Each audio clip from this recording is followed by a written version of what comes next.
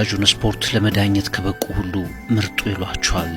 ለ6 ተከታታይ ዓመታት የፊፋ የዓመቱ ምርጥ ዳኛ በመባል አቻ የለሽ የበላይነትን ፈጥረዋል።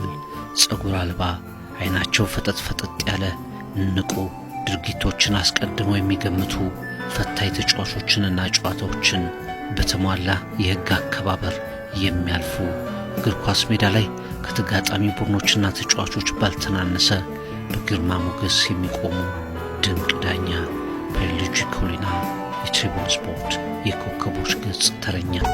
እንደ አውሮፓውያን አቆጣጠር በ1960 ቤርጋሞ በተባለች የጣሊያን ከተማ ተወለዱ። ወላጆቻቸው ጣሊያናዊ ቢሆኑም የትውልድ ቦታቸው ግን እንግሊዝ ናት።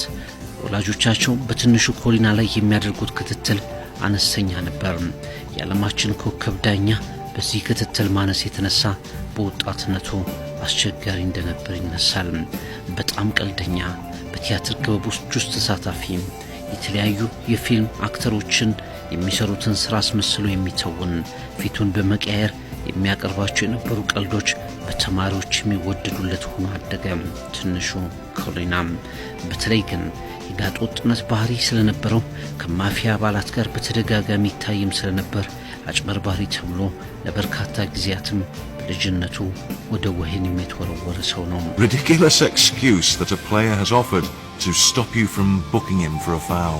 I would say that sometimes players are very creative in finding excuse. I think I will write a book sooner or later to mention some of these excuses, but some of them were very, very funny, I can say. ዛሬው የዓለማችን የምንጊዜ ምርጥ ዳኛ ተብሎ የሚጠቀሰው ፒየርሉጂ ኮሊና ከዳኝነት ጋር የተገናኘው እንዲሁ በአጋጣሚ ነበር። በአንድ የረፍት ቀኔ ለመዝናናት ወጣሁኝ። በነበርኩበት የእግር ኳስ ሜዳ አካባቢ ወጣቶች ተሰብስበው ይጫወታሉ። አንድ ታዳጊ ከወጣቶቹ ሽሽት እየሮጠ መጥቶ እኔ ላይ ይጠመጠማል። ሆኖም ላድነው አልቻልኩም። ከጀርባዬ ልጁን ወስደው ፊት ለፊት ይደበድቡታል። በኋላ ሲነግሩኝ ልጁ ጨዋታቸው ሊዳኝ እንደነበርና ከተቃራኒው ወገን በረኛ ገንዘብ ተቀብሎ ያላግባብ ጎል አጽድቆባቸው እንደነበር፣ በዛም ምክንያት ድብደባ እንደፈጸሙበት ይነግሩኛል። ቀጥለውም እኔ እንዳጫውታቸው ለመኑኝ። ለእግር ኳስ የነበረኝ ፍቅር በተለያዩ ነገሮች እየተበረዘ መጥተውብኝ ስለነበርና በቴሌቪዥን አሊያም ስታዲየም ገብቼ ከማያቸው የዳኝነት ውሳኔዎች የዘለለ እውቀት ባይኖረኝም ልዳኛቸው ተስማማሁ ይላል ፒየርሉጂ ኮሊና። የሁለቱ የሰፈር ቡድኖች ጨዋታ ልህ የተሞላ በመሆኑ ዳኝነቱ አስቸጋሪ ነበር። በኋላም ድንጋይ ታካ የወጣች ኳስ ግብ ብሎ በማጽደቁ ጨዋታው በጸብ ይጠናቀቃል። በዚህ ግርግር መሃል ጎሉ ከገባባቸው ወገን የሆነ ተጫዋች ኮሊናን አናቱን በድንጋይ በርቅሶት ሮጦ ያመልጣል። በመፈንከቱ እልህ የያዘው ኮሊና ብድሩን ሊመልስ በሌላ ቀን ይመጣል። ዳሩ ግን እሱ ያገኛቸው የፈነከተው ልጅ ያለበትን ቡድን ሳይሆን በሱ ዳኝነት ያሸነፉትን ወጣቶች ነበር። እነዚህ ወጣቶች ከሌላ ሰፈር ወጣቶች ጋር ጨዋታ ሊያደርጉ መጥተው ስለነበር ኮሊናን በማግኘታቸው እንደገና እንዲያጫውታቸው ይጠይቁትና እሱም ፈቃደኛ ሆኖ ያጫውታቸዋል።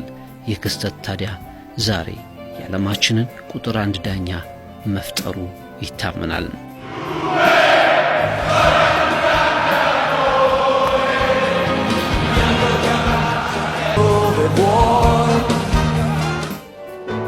ከዚህ በኋላ በ1977 በወቅቱ የ17 ዓመት የነበረው ኮሊና በጣሊያን እግር ኳስ ማህበር ስር በዳኝነት ተመዘገበ።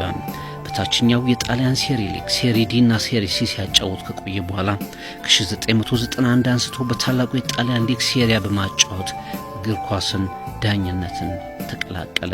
በጣሊያን ስኩዴቶ ለ4 ዓመታት ካጫወተ በኋላ ባሳየው ብቃት በ1995 ላይ የኢንተርናሽናል አርቢትርነት ማዕረግን አገኘ። ኢንተርናሽናል ዳኝነቱም የአውሮፓ የወጣቶች ዋንጫ ማጣሪያን በመጫወት አሃዱ ብሎ ጀመረ። ከዚያም በተደጋጋሚ የተሰጡትን ጨዋታዎች በሚገባ በመዳኘት የ1996ን የአትላንታ ኦሎምፒክ የፍጻሜ ጨዋታ እንዲያጫውት ተደረገ። በዚህ በማይረሳ ጨዋታ አርጀንቲናና ናይጄሪያ ባደረጉት የፍጻሜ ፍልሚያ ኢማኑኤል አሙኒኬ ያስቆጠራት ግልጽ ኦፍሳይድ ኳስ ከማጽደቁ ውጪ ጨዋታውን በብቃት ተወጣ።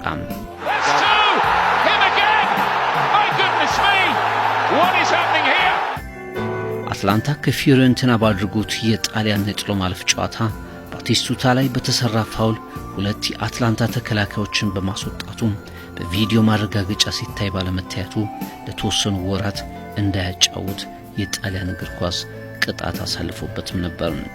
በሕግ አተረጓጎምም ሆነ በልምድ እየበሰለ የመጣው ኮሊና ለ16ኛው የፈረንሳይ ዓለም ዋንጫ ማጣሪያ አርሜኒያና ጀርመን ያደረጉትን የፖለቲካ ጥላ የጣለበት ጨዋታ እንዲዳኝ ተደረገ።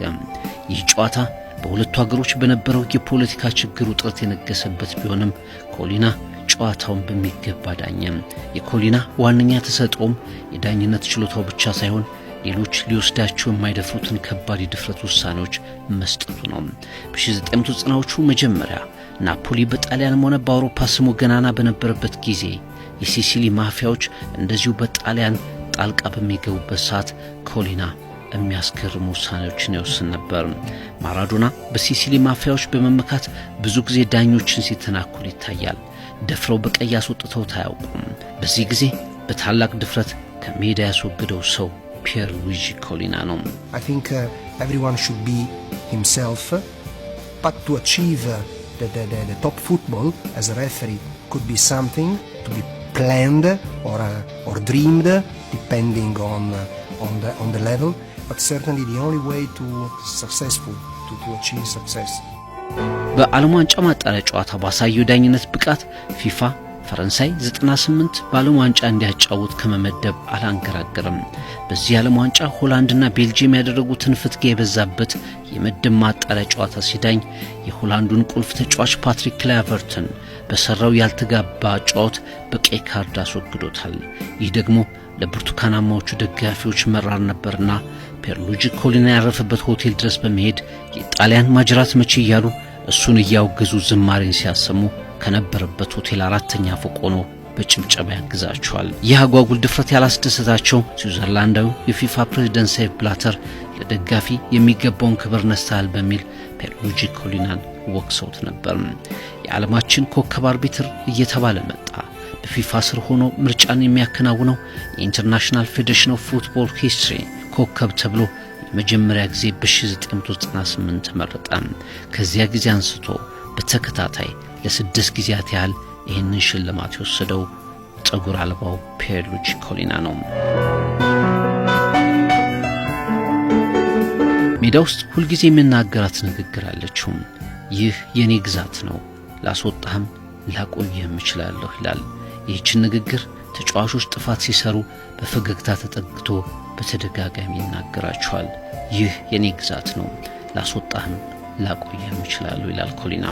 በሚወስዳቸው የድፍረት ውሳኔዎች ከፍተኛ ጉዳት ባይደርስበትም በአንድ ወቅት ላዚዮና ካግላሪ ባደረጉት ጨዋታ የማይገባ ጎል አጽድቆብናል በሚል የካግላሪ ደጋፊዎች ከመኪና ወርደው ሊደበድቡት ያደረጉት ሙከራ የሕግ አባሎች በቶሎ በመድረሳቸው ምክንያት ጉዳት ሳይደርስበት ቀርቷል። በ1990ዎቹ አጋማሽ በሮም ከተማ አንድ ሱፐርማርኬት ከፍቶ ነበር። በወቅቱም አድናቂዎቹ እየመጡ የንግድ ቤቱ ደንበኛ በመሆናቸው ድርጅቱ በከፍተኛ ሁኔታ አደገ። በዚህ ጊዜ አንድ የጣሊያን የስፖርት ጋዜጣ በሮም ከተማ ውስጥ ሱፐርማርኬት የተከፈተለት የመጀመሪያው ዳኛ በማለት ኮሊና ገንዘብ ተቀብሎ እንደከፈተው ተደርጎ ይጻፋል። ጋዜጣው በወጣ ማግስት ሮማ ከናፖሊ የሚያደርጉትን ጨዋታ ተመድቦ ሲያጫውት የሮማ አጥቂ የነበረው አቤል ባልቦ ተጠልፎ በሰጠው የፍጹም ቅጣት ምት ሮማ በማሸነፉ ኮሊና የሱፐርማርኬቱን ዋጋ ከፈለ ተባለ። የሚያስገርመው አድማጮች፣ አንድ የናፖሊ ደጋፊ በተከታዩ ቀን የኮሊናን ሱፐርማርኬት ሰባብሮ ንብረት ዘርፎ ወደ ከተማው ተመለሰ።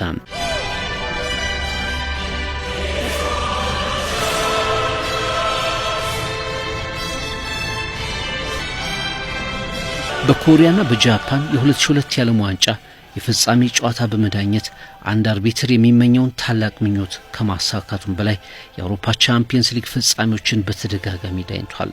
በተለይ በ1999 ማንቸስተር ዩናይትድ ከባየር ሚዩኒክ ያደረጉትን ታሪካዊ ጨዋታ በማጫወት ደስተኛ እንደሆነ ይናገራል። ያ ጨዋታው ዳኛው ኮሊናም መቼም የማይረሱ ናቸው።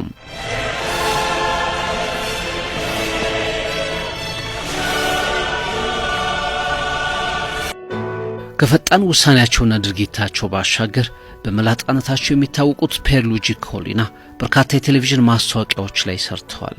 የፊልም ገጸ ባህሪ ሆነው ተስለዋል። በተለይ በቱርክ ፔርሉጂ ኮሊና እጅግ ታዋቂ ናቸው።